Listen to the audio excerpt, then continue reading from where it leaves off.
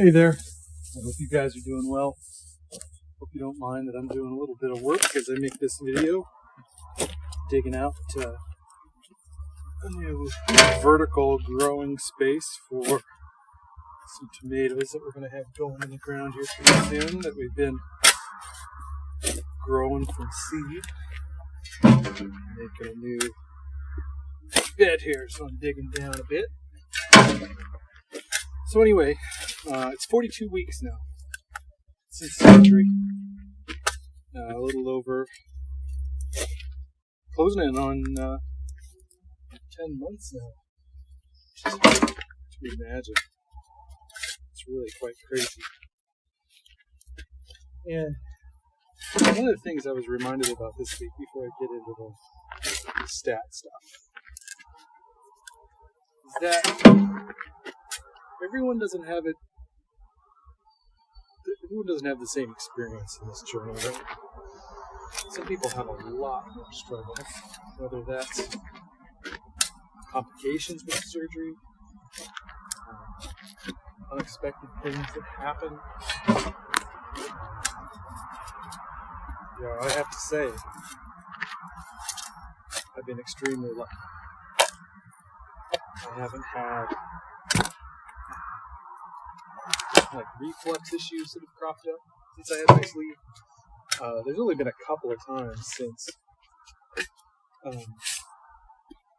I had any kind of reflux. It's always been the same situation where I was eating too late before I went to bed, and I think the food was digesting. And it was right there, and I'm laying down, and it came back up in the middle of the night, but it even actually wake me up. And other than that, and that's only been a handful of times, but it's always the same scenario. Other than that, I haven't had any acid reflux with this. But there are people that, about 25%-ish people who get the sleeve have a risk of, or actually do develop pretty bad acid reflux, or it gets worse. A good friend of mine had the surgery, and she had really bad acid reflux before surgery, but she chose to get the sleeve anyway, and it's actually resolved for her. She was on all kinds of medication, stuff like that. Now she isn't. But there's people out there that are struggling, and I want to acknowledge that. Everyone's experience is different, and it's not all just wonderful weight loss happening all the time. But there's a risk with having the surgery. And I think most people end up getting through those issues. I've certainly seen people online that have some long-term issues. It's a small percentage. I think most of us get through it pretty well with minimal issues, but we just need to acknowledge that some people really struggle, and it's tough. They question whether getting the surgery is the right thing or not, and they need support, help, and just positive thoughts. So this is sort of an unusual thing, but I'd love everyone, if you're the praying kind of person, say a prayer for those people. If you're not a praying kind of person, just send some positive vibes out in the world for those people that are struggling right now with post-surgery, with complications, things like that. Maybe we'll have a positive change on the universe if we all do that together. And so I just wanted to throw out there, I know that's a little sort of, I don't know what you'd call that, a little different for what I usually do with my videos, but there you go. So on to stats. Well, one thing, like if this was a year ago when I was doing this, sweat. Like I would have gotten this far and I would just be drenched in sweat. So I would be sweating like crazy. I would be wondering, God, when is this going to end? There's a big old rock in there, or maybe a piece of concrete. I would not have been a happy camper. Yep, big old piece of concrete. And it's a whole heck of a lot different now. Like, I feel so good. It's crazy. Like, it's just hard to fathom where I've come from the year last year. So anyway, as always, do a little recap of where things sit.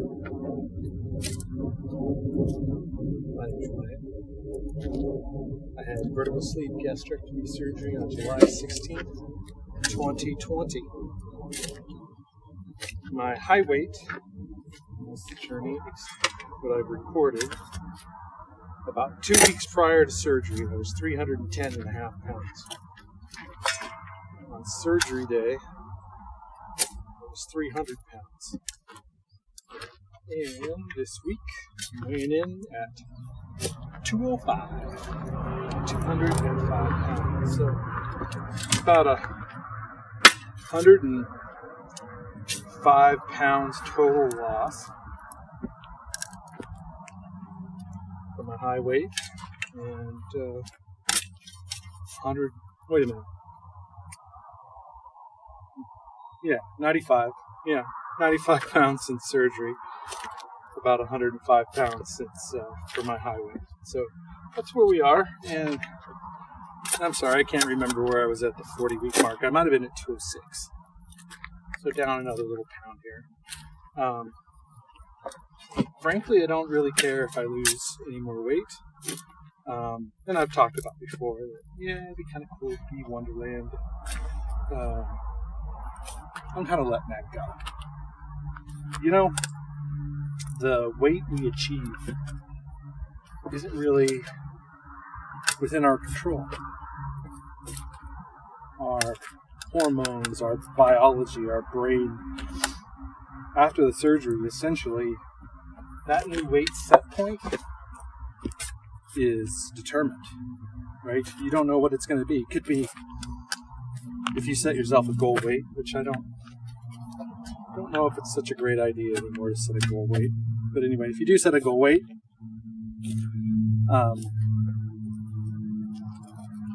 you could end up 20 pounds higher or 20 pounds lower, right on the money.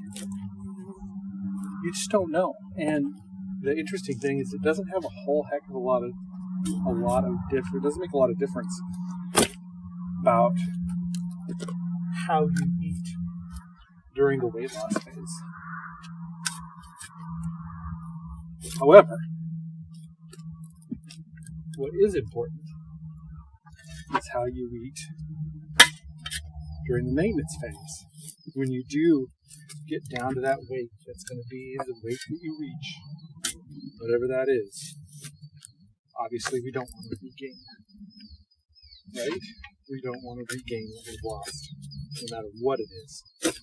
Even if we don't get to what we think we should be. And this is key.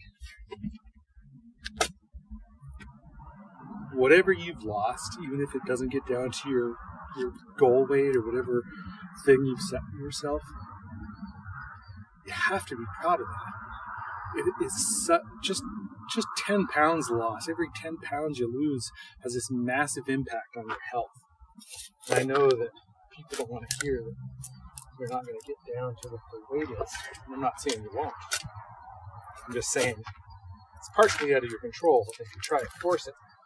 If you try to force your weight lower than what your body's going to allow, you're going to run into the same potential risk that you were experiencing before, or may have been experiencing before surgery, where you lose weight, you start getting more hungry, your metabolism slows down, and you start that yo-yo thing, where you start losing it, you lose past what your body thinks you should be at, you gain it back, you try to lose again, gain it back, you gain a little bit more because you got so hungry.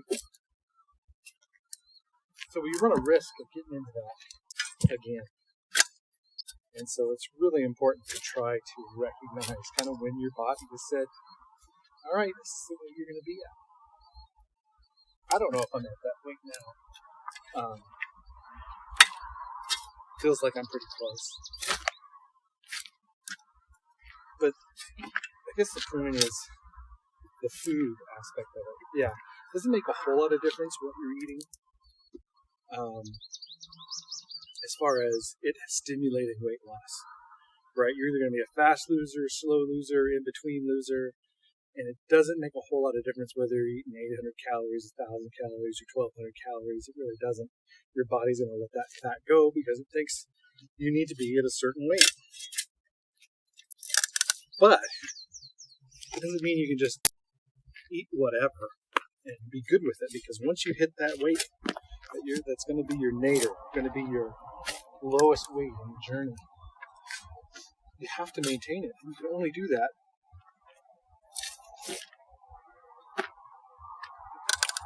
excuse me. Whew. A little dust in my nose or something. You can only do that by making good food choices, right? Making healthy food choices. And exercise.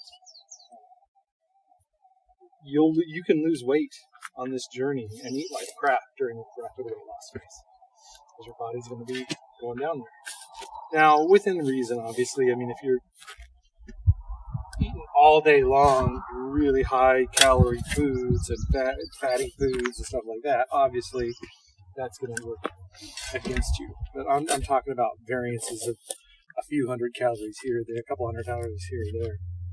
It's going to make a lot of difference in what you're losing while your body's getting to the point which it thinks it needs to be at. But to maintain that weight, you have got to be in the right habit of eating the right things to maintain that weight for the long haul. So my focus from the very beginning of this journey has been completely change my relationship with food from what it was. I have no desire or no intent to go back and eat the way I was eating. And that means, I do the things that most of us think are probably right, like not going to fast food, choosing foods that aren't highly processed and all that kind of stuff.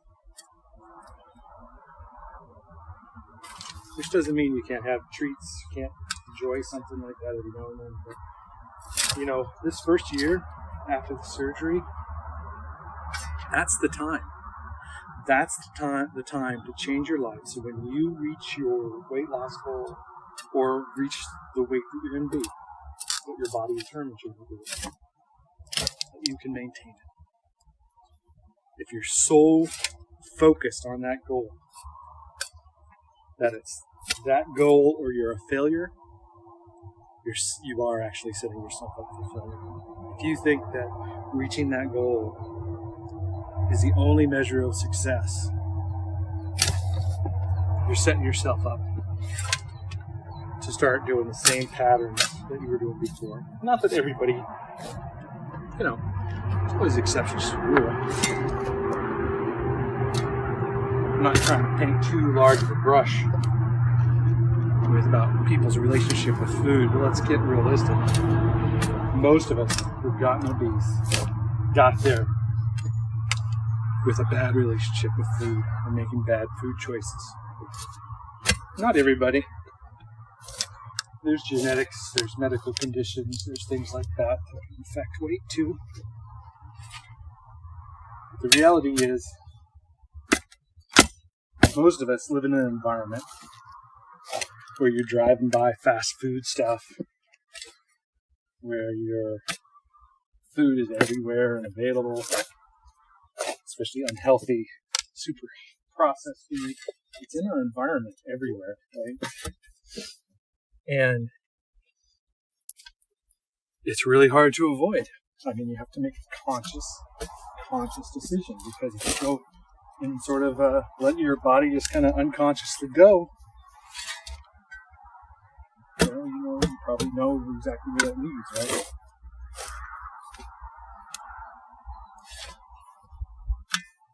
So anyway,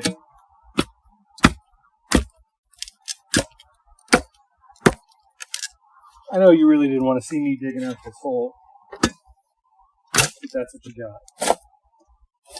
And I'm going to go a little bit deeper. I'm going to be filling this in with some good stuff. Some peat moss, some vermiculite, compost. I'll add in back some of the soil that I've taken out of here. But about a third peat moss, 1/3 vermiculite, 1/3 compost. It is not exactly, that would be pretty much everything, but like I said, I will mix some of this soil that I'm digging out. I'll mix that back in there too. I'm not sure if you can see this. Obviously, this is a bed that I finished last week. You can see how that's just good stuff right there. Just really soft. It's going to be great. So we're going to have tomatoes growing vertically here, right?